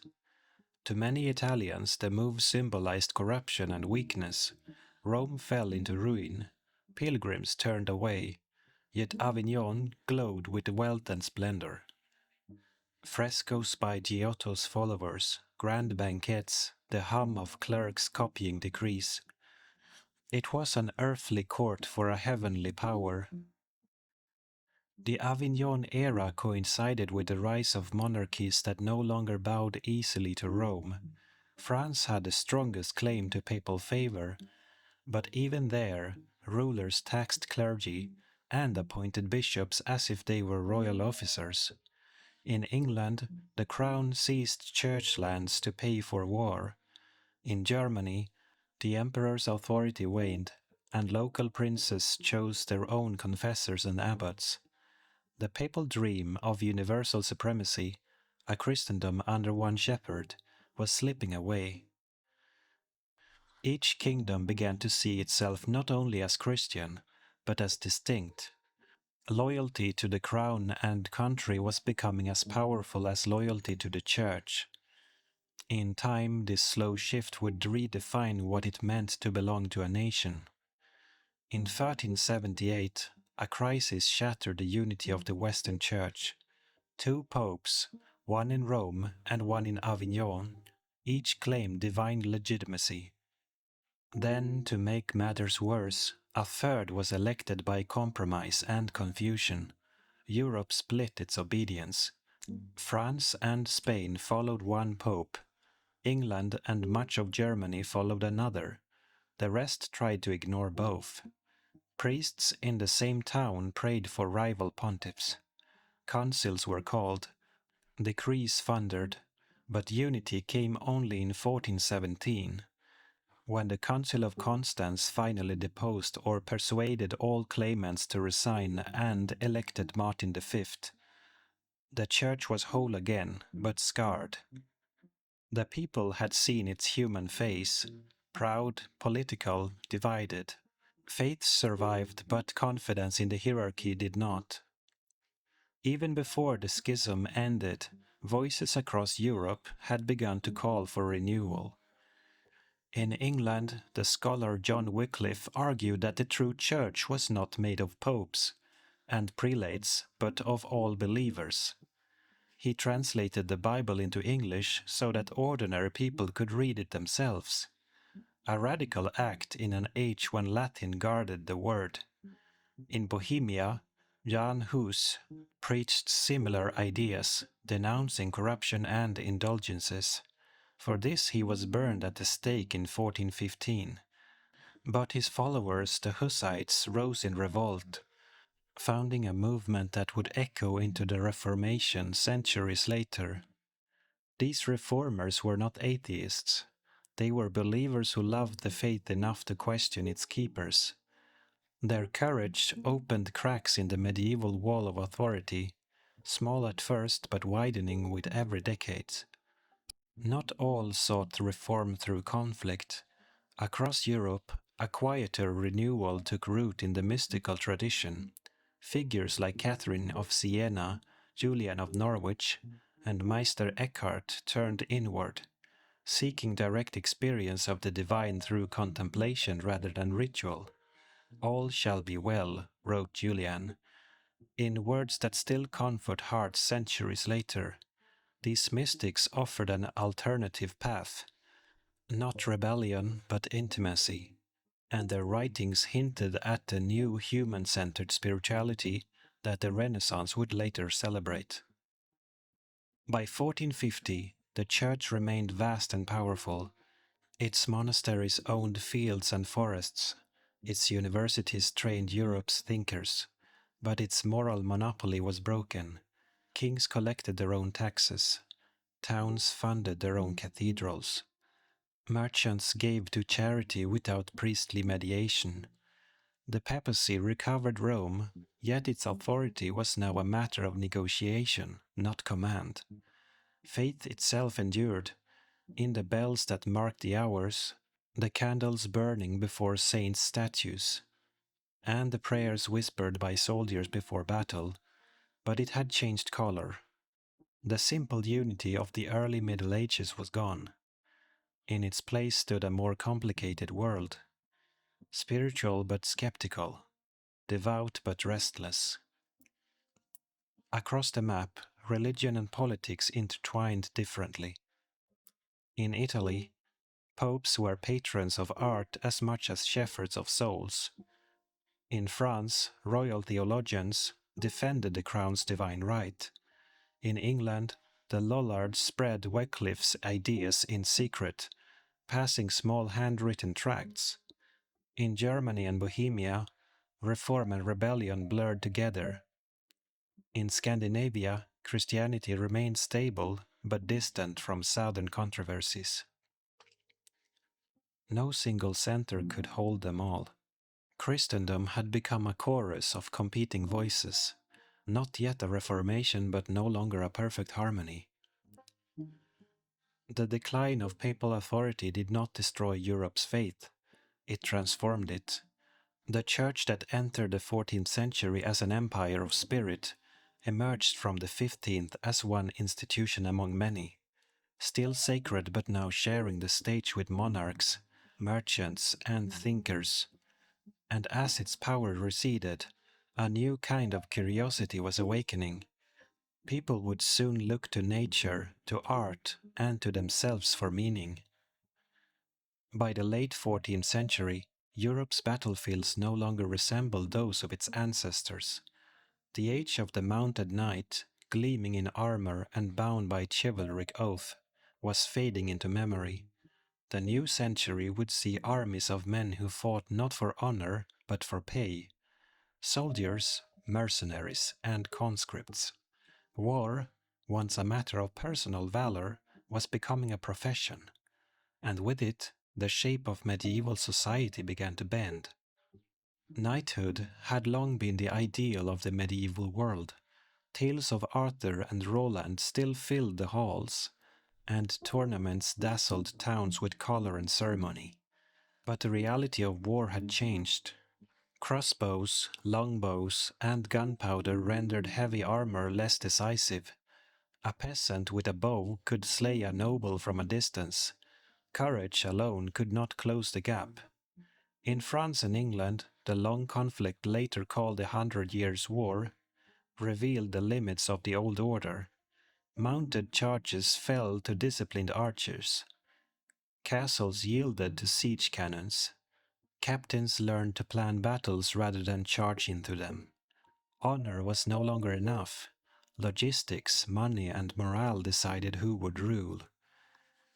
The cost of war grew beyond what nobles could personally fund. Kings now needed treasuries, accountants, and permanent armies. Out of this need emerged the mercenary companies, professional soldiers who fought for whoever paid them. In Italy, the condottieri became infamous, men like Sir John Hawkwood, who sold his sword to Florence one year and Milan the next. Their banners fluttered across the plains of Lombardy, and their loyalty was measured by gold. These companies brought order and devastation alike. Disciplined on the field, ruthless off it, when unpaid, they turned their weapons on the countryside, leaving villages burned and harvests ruined. To medieval eyes, this shift was unsettling. Warfare had once been a moral act, bound by oaths and divine sanction. Now it was a trade, part of the machinery of politics and profit. As the engines of war grew, so did the burden on the poor. Taxes rose, fields were trampled, and famine returned with every campaign. Common folk who had endured centuries of feudal dues began to question the world that demanded so much from them. In France, the Jacquerie Rebellion in 1358, though brief, echoed for generations. Peasants armed with tools stormed castles and manors, crying out against their lords. In England, the Peasant Revolt in 1381 brought thousands to London, led by Wat Tyler and inspired by radical preachers like John Ball, who asked, "When Adam delved and Eve span, who was then the gentleman?" Both uprisings were crushed, yet they left behind an idea that would never die, that common people, too, could shape history. While war and rebellion shook the countryside, Europe's cities flourished. Guilds and merchants gained wealth and independence. In Florence, bankers like the Medici rose from common stock to control governments. In Flanders, weavers and dyers turned wool into gold. Along the Baltic, the Hanseatic League united northern ports into a commercial confederation, trading salt, fish, and furs as far as Russia and Scandinavia. The medieval town became a laboratory of change. In its crowded streets, old hierarchies blurred. A clever craftsman or merchant could gain influence once reserved for nobles. Money became the new language of power, and commerce the quiet rival of feudalism. Even war fed innovation. Gunpowder, first imported from China through the Islamic world, reshaped the battlefield. The earliest hand cannons were clumsy and unreliable, but every decade improved them. Siege warfare transformed. High walls, once impregnable, were now targets for iron balls. Artillery demanded mathematicians, engineers, and blacksmiths. New kinds of mines for a new kind of war. The ripple spread beyond the army. Clocks appeared in towns and monasteries measuring time not by the sun but by mechanical precision. Eyeglasses allowed scribes and scholars to work longer. And though the printing press still lay in the future, Europe was already buzzing with manuscript culture. Books copied faster, shared farther. Knowledge was becoming portable. War and trade both required organization. In royal chanceries, clerks with ink-stained fingers kept ledgers of taxes, laws, and treaties. Literacy, once confined to monks, now served the state. Kings surrounded themselves with educated advisors, men trained in law and accountancy rather than battle. This quiet shift eroded the nobility's monopoly on influence. A clever merchant or lawyer could rise higher than a baron who had never learned to write. Europe was moving toward the age of administration, where power flowed through paper as much as through swords.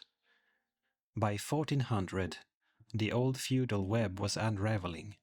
Serfdom was declining. Money wages replaced forced labor. In towns, apprentices hoped to rise through skill, not inheritance. Education was spreading, carried by friars and universities alike. Yet for all its progress, medieval society remained uneasy. The wounds of war, plague, and famine lingered. Fields lay empty where villages had died out. City gates closed early against beggars and strangers. Even in its renewal, the continent bore scars. The early 15th century was a time of contradictions, cruelty and creativity, despair and discovery. The knight and the monk still stood as symbols of honor and faith, yet merchants and thinkers were now the true architects of Europe's future. The next generation would inherit a world of new horizons, one that had learned, Through blood and toil, that change could no longer be stopped. By the middle of the 15th century, Europe was beginning to hum again. The long storms of famine, war, and plague had not destroyed civilization. They had transformed it. In many regions, the population began to recover. Abandoned lands were tilled once more, and the pulse of trade, silenced for a generation, beat with new rhythm. The map of power was changing. No longer dominated solely by feudal lords of crusading kings, Europe was now ruled by merchants, financiers, and ambitious city-states. The rebirth of commerce and learning was already underway, though few yet called it a renaissance. After the disasters of the 1300s, the early 1400s brought a slow but steady revival. Villages rebuilt, and markets reopened. Farmers adopted new methods, mixing crops, breeding sturdier animals, and trading surplus grain in nearby towns. Wages rose as labor grew scarce, and peasants who once had no freedom could now negotiate or move to where they were better paid. This quiet social revolution undermined what remained of serfdom. At the same time, trade routes knit Europe together more tightly than ever before. Ships sailed from the Hanseatic ports of Lübeck and Hamburg to London and Bruges, carrying timber, fish, and iron. From the Mediterranean came spices, silk, and glass. Italian merchants dominated this flow, not only buying and selling, but inventing systems of credit and banking that let money travel without gold ever changing hands. The Florentine florin became as trusted as the coin of any king. Nowhere was this energy more visible than in Italy, where city-states like Venice, Florence, Genoa, and Milan stood as small worlds unto themselves. Fiercely independent, fabulously wealthy, and endlessly ambitious. Venice, mistress of the Adriatic, ruled an empire of sea routes and colonies. Her fleets carried goods from Constantinople to Flanders, guarded by galleys bristling with cannon. Florence, set inland on the Arno, became the financial heart of Europe. Its banking families, the Medici, the Strozzi, the Bardi, financed kings and popes alike. Genoa rivaled them on the western seas, trading with North Africa and the Levant. Milan, strong in arms and industry, forged its fortune in metal and silk. Each city-state was both a marketplace and a stage for art, politics, and intrigue. Rivalry between them fostered innovation in governance, architecture, and ideas. In this world of wealth and motion, a new way of thinking began to stir, a fascination with humanity itself. Scholars rediscovered long-neglected manuscripts of ancient Greece and Rome, copying them by hand in clear, elegant script. Latin, once confined to the church, became the language of poetry, philosophy, and history. Men like Petrarch, Boccaccio, and later Bruni and Alberti looked backward to understand the present. They called this pursuit humanitas, the study of what it means to be human. Art, too, began to change. Painters experimented with perspective, giving depth to walls that had once been flat with saints and halos. Sculptors turned marble into living flesh. Cathedrals no longer reached only toward heaven. Palaces celebrated earthly beauty. This shift did not yet end the Middle Ages. Monks still prayed, and pilgrims still walked, but it marked a quiet turning inward. Faith remained, yet reason and curiosity began to share the stage. Beyond Italy, monarchs were learning to rule not only by birthright but by bookkeeping. In France, Charles VII restored unity after decades of war and built the first standing army paid by the crown. In England, Henry VI presided over a realm where parliament and trade guilds mattered as much as knights and lords. In Spain, the crowns of Castile and Aragon began to edge closer. preparing for the union that would soon reshape the Atlantic world. The age of the self-sufficient lord was over. Even the mightiest monarch now depended on loans from bankers and merchants. Power was shifting from the sword to the purse, from the castle to the counting house. Far to the north, another kind of rebirth flickered. The cities of Flanders, especially Bruges and Ghent, became centers of art and commerce. Their painters, Van Eyck, van der Weyden, and others pioneered the use of oil paint to capture the shimmer of fabric and the glow of candlelight. While Italian artists turned to classical myth, the Northerners found grandeur in the ordinary. A merchant's study, a quiet prayer, a wedding portrait. The same spirit spread to the courts of Burgundy, Bohemia, and the Rhineland. It was a Europe waking from a long sleep, but in different dreams. Southern elegance and Northern realism, both rooted in a sense that life itself was worth painting, studying, and understanding. Commerce pushed Europeans farther than they had gone in centuries. Sailors from Portugal crept along the coast of Africa, searching for gold and a route to the Indies. Genoese and Venetian merchants still crossed the eastern Mediterranean, meeting Arab traders in the markets of Alexandria and Damascus. Through them flowed not only goods but ideas, algebra, astronomy, medicine, preserved and refined by Islamic scholars. Each voyage and bargain tied Europe closer to the wider world. The old borders of Christendom were becoming horizons. Education was no longer only the privilege of monks. Universities thrived in Paris, Oxford, Prague, and Bologna. Their students studied theology and law, but also mathematics, rhetoric, and natural philosophy. Libraries swelled with texts copied by hand on parchment, and new schools of thought debated how faith and reason could coexist. By mid-century, the printing press was still just a dream, but scribes were already writing faster, standardizing spelling, and creating small, portable books that could be owned by scholars, merchants, or priests. Knowledge was leaving the monastery for the marketplace. By 1450, Europe had become a patchwork of contrasts, warlike yet creative, devout yet questioning, traditional yet restless. The same energy that built cathedrals now carved marble statues and mapped coastlines. The age of knights and cathedrals was not over, but the age of scholars and explorers was near. The old medieval order had not fallen, it had transformed itself into the foundation of something new, a civilization that would soon stretch its sails across oceans and its thoughts across the stars. By the middle of the 15th century, Europe stood at the crossroads between the age of faith and the age of reason. The landscape was still crowned with monasteries and castles, but their meaning had changed.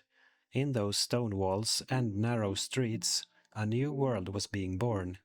Slowly, unevenly, and without announcement. The people of 1450 did not know that the Middle Ages were ending. They only sensed that something was shifting beneath their feet.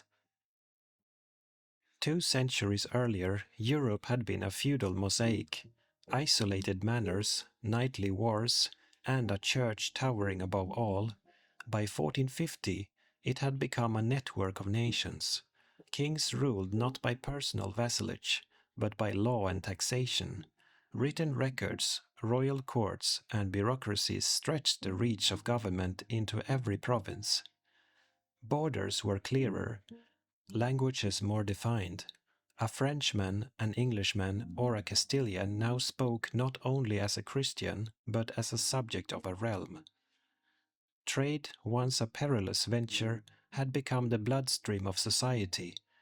Silver flowed from Bohemian mines, cloth from Flanders and England, spices from Alexandria, and manuscripts from Florence. Great fairs and merchant leagues bound the towns together like the links of a chain. Roads and sea routes, once haunted by bandits and pirates, were patrolled by royal forces. For the first time since Rome, a traveler could move through half the continent under a common sense of order.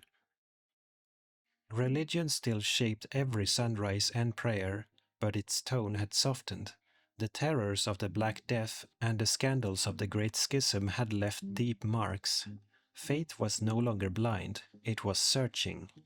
Priests preached charity as much as judgment, and monasteries reformed their rules to recapture spiritual purity. At the same time, the humanist scholars were giving Europe new eyes. They spoke of virtue and wisdom drawn from classical models, not to replace Christianity, but to refine it.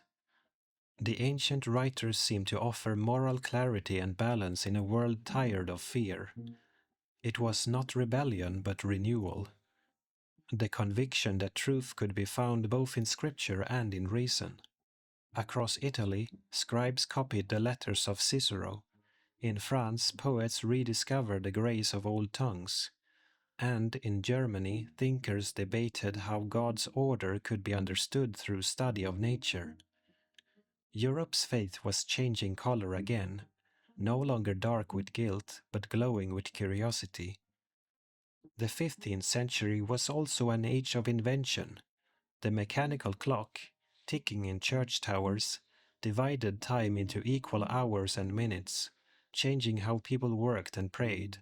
The compass and the astrolabe made navigation more daring.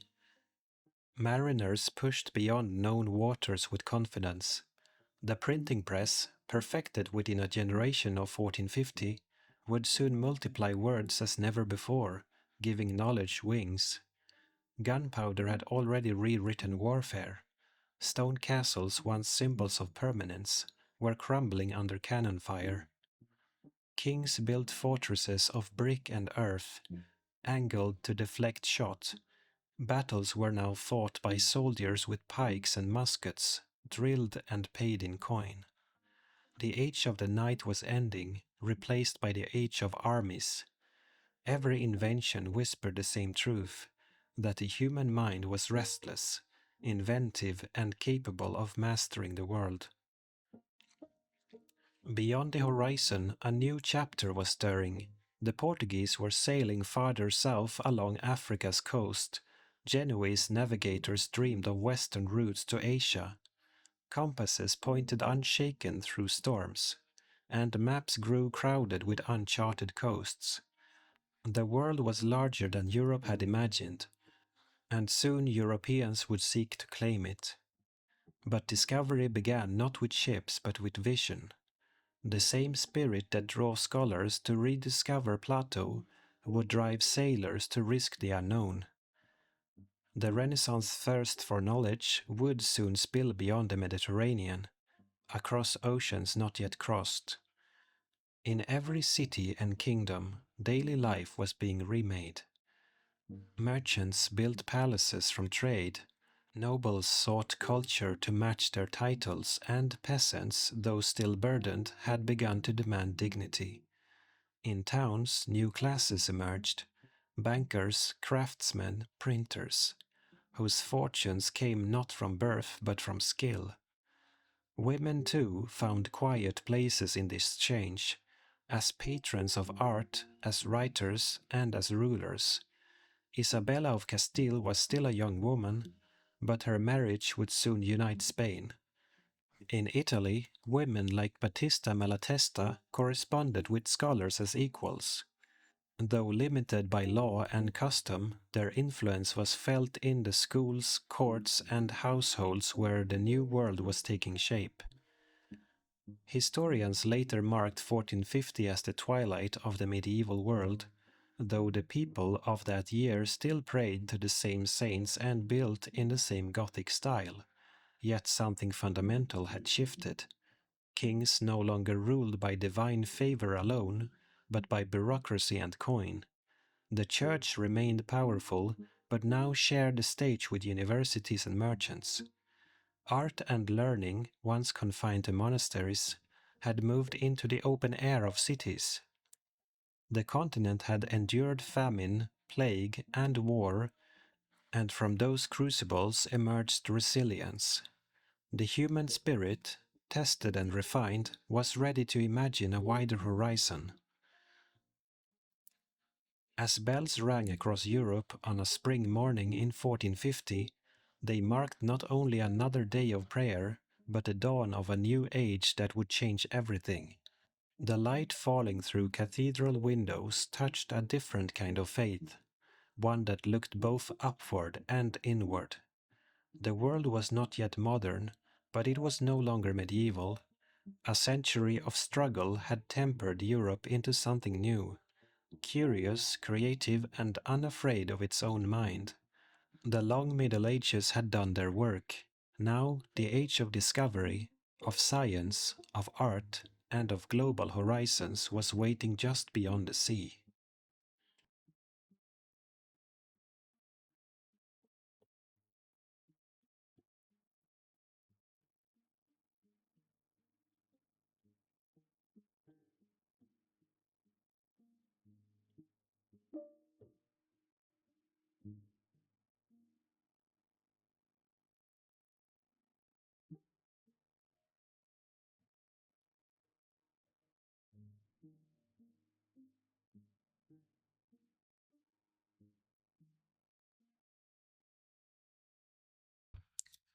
Close your eyes and drift back in time to the year 1346.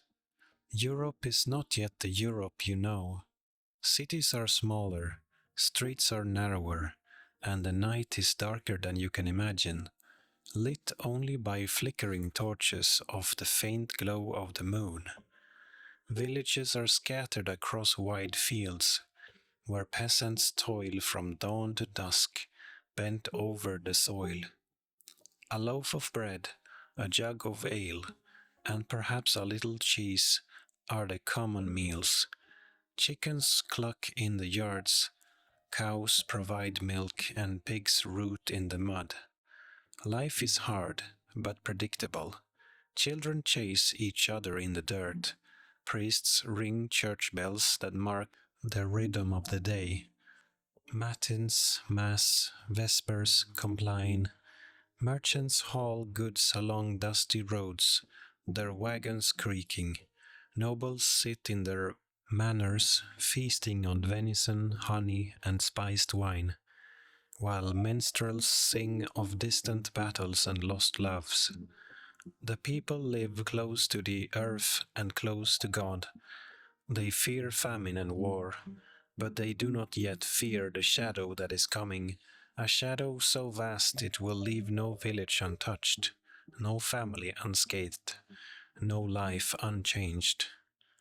This shadow will later be called by many names: the Great Pestilence, the Great Mortality, the Black Death. Far away, beyond the horizon of Europe, in the bustling cities of Central Asia, traders are already whispering of a strange and terrible disease.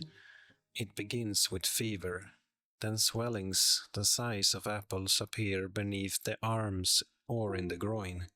Within days, the afflicted cough blood and die. Some say it comes from the steppes, carried by the wind. Others say it is born in the filth of cities, or that it is God's punishment for sin. The truth is more ordinary, yet more terrifying. It rides in the bodies of black rats, in the fleas that bite them, and in the blood those fleas suck. And wherever people travel, the rats follow. Caravans of camels cross the Silk Road, bringing silks, spices, and porcelain, and with them the unseen passengers. Ships leave the ports of the Black Sea, their holds filled with grain, wine, and cloth, and with rats scurrying in the darkness. War too spreads the plague. In 1346, at the Crimean port of Kaffa, a Mongol army besieges a Genoese trading colony.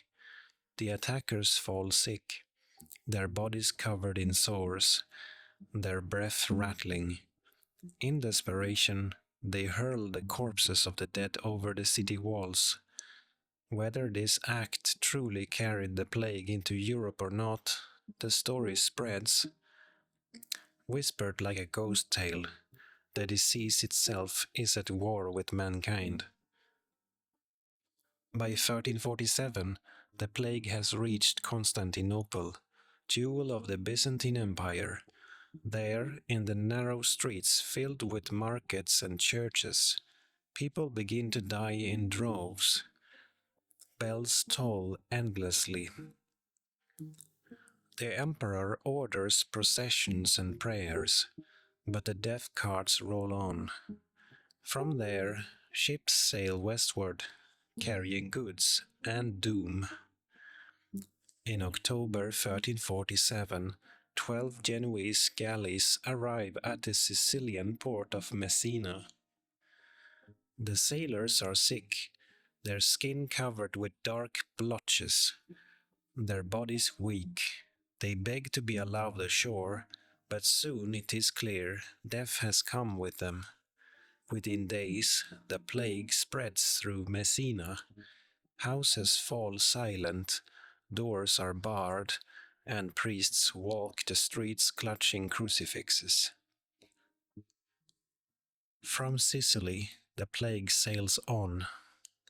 Like a dark tide that no one can stop, it reaches Marseille in France, Pisa and Genoa in Italy. And from there, it spreads inland, carried by merchants, pilgrims, and beggars. By early 1348, the plague has reached the great cities of Europe. Florence, proud and beautiful, full of art and learning, is struck. Giovanni Boccaccio, a young man then, watches as half the city falls ill. He later writes in his book Decameron of how friends abandon friends, children are left by parents, and the sick are shunned in fear. In Paris, students of the university argue over its cause. Some say it comes from poisonous mists, from the alignment of the planets, or from foul vapors rising from the earth. Learned men draw charts of stars and write treatises, but none can halt the invisible enemy. In London, narrow streets echo with the cries of the dying. The air itself seems heavy, thick with dread. Priests hurry to give last rites, sometimes to whole families at once. Churchyards fill so quickly that new pits are dug outside the city walls. The disease shows itself in terrible ways. At first, a fever, sudden and fierce, then swellings, called buboes, appear under the arms or in the groin, painful and swollen, black or purple with blood. The name Black Death comes from these dark marks that spread across the skin. Sometimes the victim lingers for days, moaning in pain. Other times death comes within hours, swift and merciless. No one is safe, rich and poor, priest and peasant, child and elder, all fall alike. The very randomness terrifies people. If wealth, prayer, or learning cannot save you, what hope remains? As the plague spreads, people flee, but flight only carries the disease further. Merchants leave the cities only to bring death to villages. Noble families retreat to their country estates, but soon the servants fall ill, and then the masters themselves. In some towns, doors are painted with red crosses to show the plague has entered. Neighbors avoid the marked houses, crossing themselves and hurrying past. In others, the streets grow eerily silent, shutters closed, markets empty. Yet even as death surrounds them, some live recklessly, eat, drink, and be merry, for tomorrow we die, they say. Taverns fill with those who drown their fear in wine and laughter. but laughter often turns to coughing and coughing to silence. By the summer of 1348, all of Europe whispers of the pestilence. Messengers bring news from afar. It has struck in Spain. It has reached the Rhine. It is moving toward England. Kings order days of fasting and prayer. Priests lead processions barefoot, carrying relics. People lash themselves in the streets, hoping their suffering will appease God. But the plague cares for none of it. It moves as it will, silent and unseen, and wherever it passes, graves multiply. By the spring of 1348, the plague no longer traveled as rumor. It was a living presence, a shadow that darkened every street. From Sicily it spread into Italy, and from there into the heart of Europe. In Florence, Boccaccio wrote of how death struck so fast that fathers abandoned sons, wives abandoned husbands, and even priests avoided the sick. Corpses lay in houses unburied, for no one dared to touch them. Dogs and pigs roamed the streets, gnawing at what had once been neighbors. In Avignon, where the Pope resided, the stench of death grew unbearable. So many died that barges floated down the Rhone River, piled high with bodies. The Pope himself was said to sit between two great fires, believing the flames would cleanse the air, and yet the disease leapt onward. Everyone now knew the signs: a fever, sudden and sharp, buboes swelling in the armpits or groin, dark and painful, black spots blooming across the skin, coughing blood, and then silence. Doctors, desperate and bewildered, wore long robes and strange masks shaped like birds' beaks, stuffed with herbs to ward off the poisoned air. They bled patients, burned incense, prescribed potions of gold, mercury, or crushed emeralds. Nothing worked. The richer could hire physicians, but the physicians died too. The poor turned to charms, prayers, or wandering preachers. As the plague deepened, a strange sight appeared in the towns of Germany and beyond. Groups of men called flagellants marched barefoot through the streets. They wore white robes marked with red crosses. They sang hymns, beat drums, and most of all, they whipped themselves with knotted cords until their backs ran red with blood. They believed that by punishing themselves, they could atone for the sins of the world and drive away the plague. Crowds gathered to watch, some joining in, hoping that their suffering might appease God. But the plague did not stop, and as weeks passed, authorities began to fear these processions. They spread panic and sometimes hatred too. Fear often seeks someone to blame. In many places, whispers spread.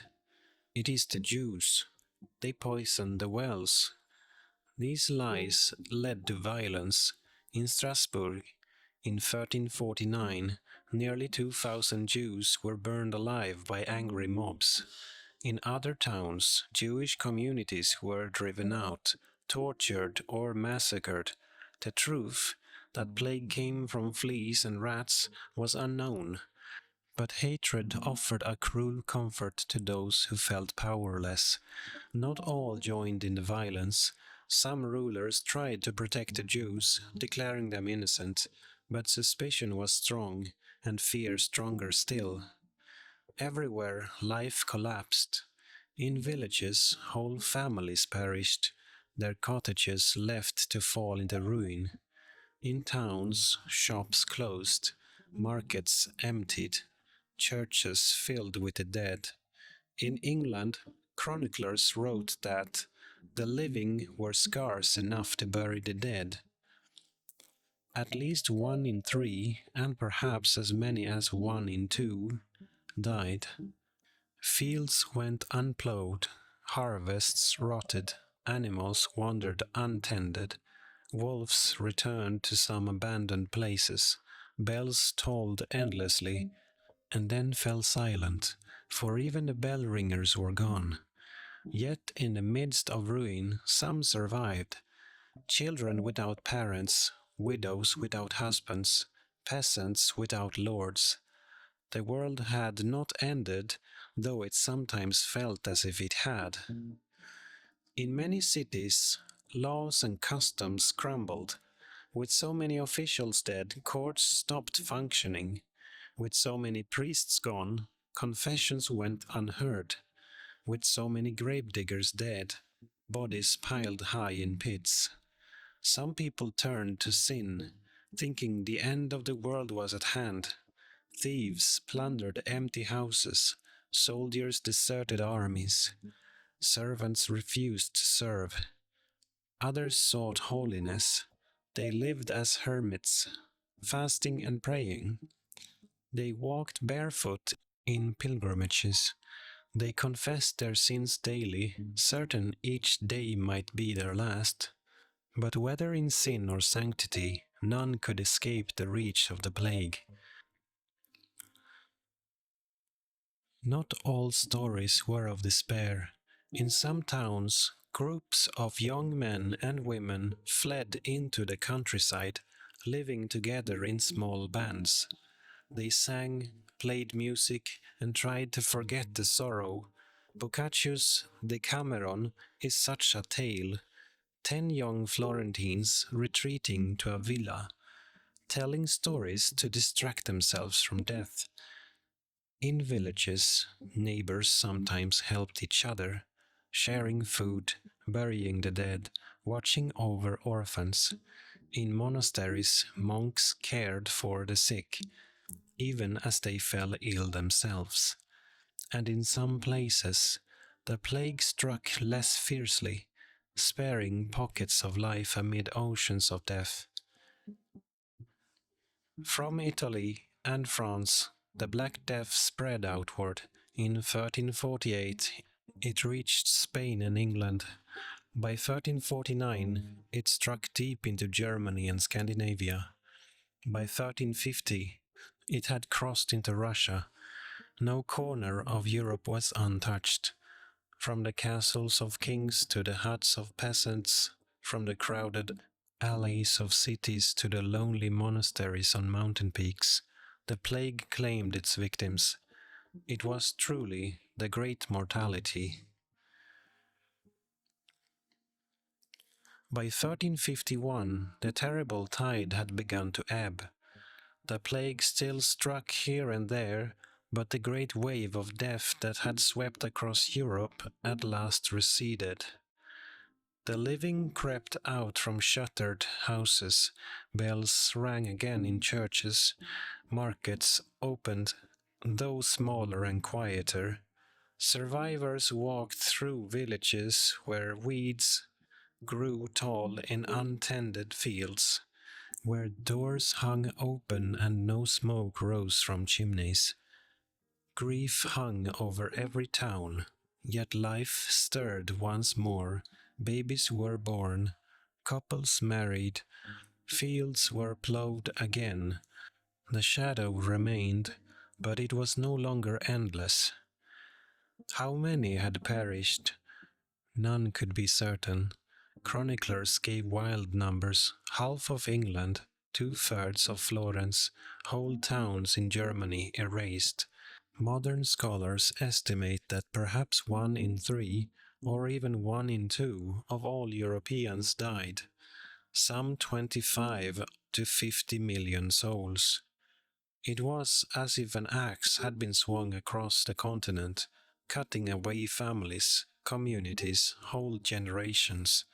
And yet, in the strange mathematics of history, the survivors found themselves in a new world.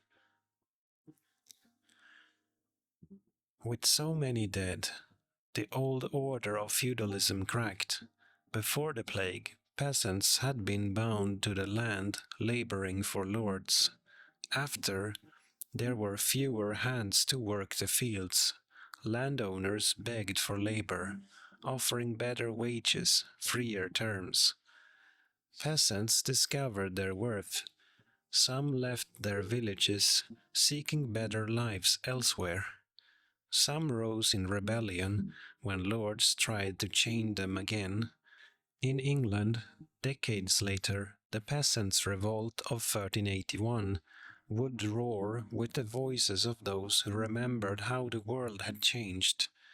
Towns, too, shifted.